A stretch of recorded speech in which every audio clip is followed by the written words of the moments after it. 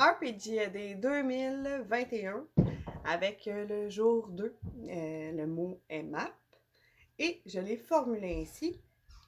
Nomme-moi quelques applications sur Internet qui pourraient permettre à créer des maps et des cartes pour les jeux de rôle. Alors, comme Internet dispose de milliards d'applications et que je ne disposais pas de milliards de temps, j'ai été chercher quelques applications. Par contre, je peux pas vraiment vous garantir que ce soit les meilleures pour les jeux de rôle, pour la création de maps, parce que j'utilise pas ça, donc je n'ai jamais pu les tester.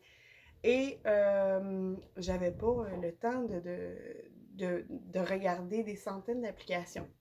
Sauf que j'ai quand même choisi certaines applications qui me semblaient avoir beaucoup de potentiel et qui se complètent très bien ensemble, dans le sens où certaines vont avoir plus un côté technique, d'autres vont avoir plus un côté artistique. Donc, selon le type de jeu que vous voulez faire, ben, je crois que mes recommandations pourraient vous plaire. Commençons par Dungeons Crawl, qui est une application que j'ai découverte grâce à la chaîne YouTube Bob Well Builder, quelque chose de même. Alors, sur cette application-là, comme son nom l'indique, Dungeons Crawl, c'est fait pour créer des maps de donjons, des endroits particuliers, là, plutôt que des grosses maps là, de régions. À moins que je me trompe, là, je pense que c'est vraiment particulier aux donjons, maisons, pièces, là, si on peut dire.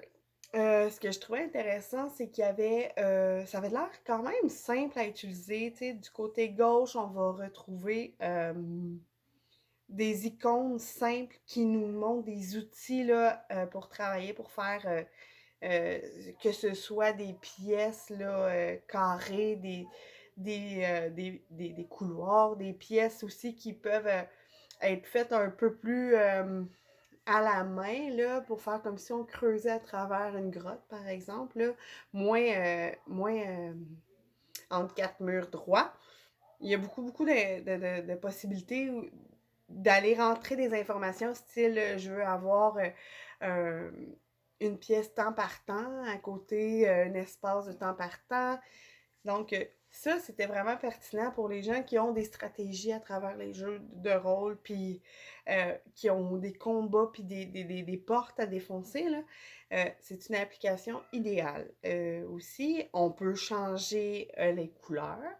On peut dessiner nous-mêmes des portes, des murs. Il y a possibilité de faire des escaliers aussi. À la toute fin, ce qu'on peut voir ici, c'est que on peut générer des donjons. On peut générer aussi des labyrinthes. Ça peut être vraiment pertinent. Avec des directives de base qu'on va aller rentrer là, selon la grandeur qu'on a besoin et tout.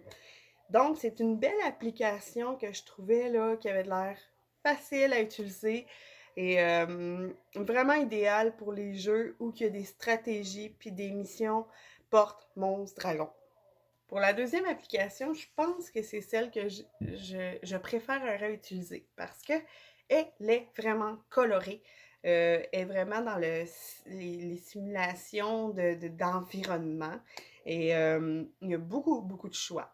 Donc, je l'ai trouvée sur, premièrement, son nom, elle s'appelle Huge Incarnage. Et c'est une application qui va être créative, simuler des forêts, des environnements différents.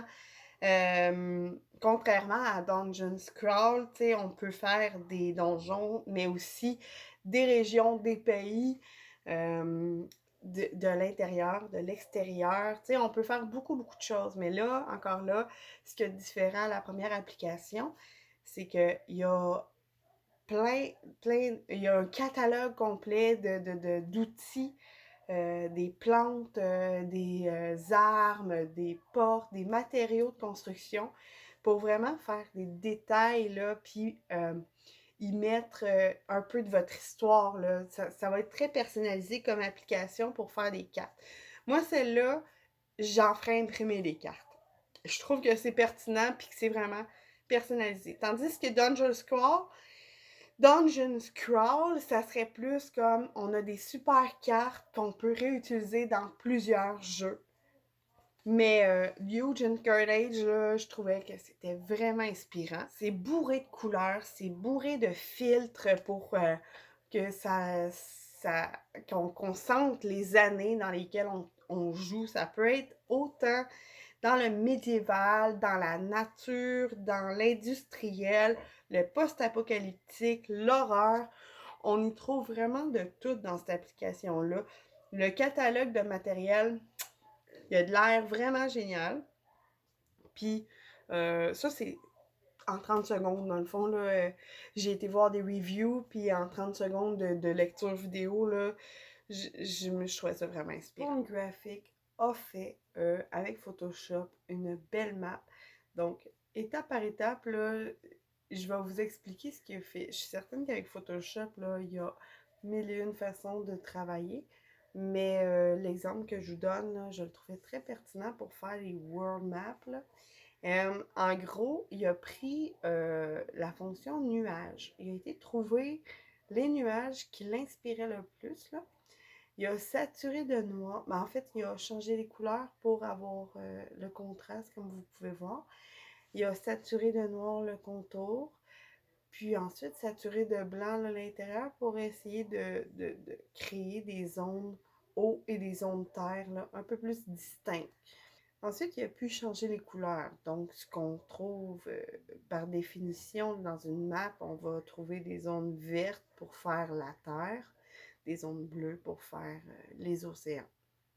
Dans la fonction nuage, il a pu aller rechercher les textures pour les déposer là, ensuite que ce soit dans la terre ou dans la mer.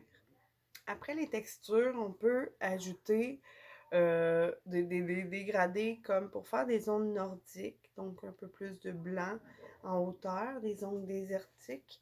J'imagine que vous auriez pu mettre un peu plus de vert foncé ou pour que ce soit des zones différentes là, de régions. Par la suite, vous allez pouvoir ajouter des noms aux territoires que vous avez créés, aux océans que vous avez créés.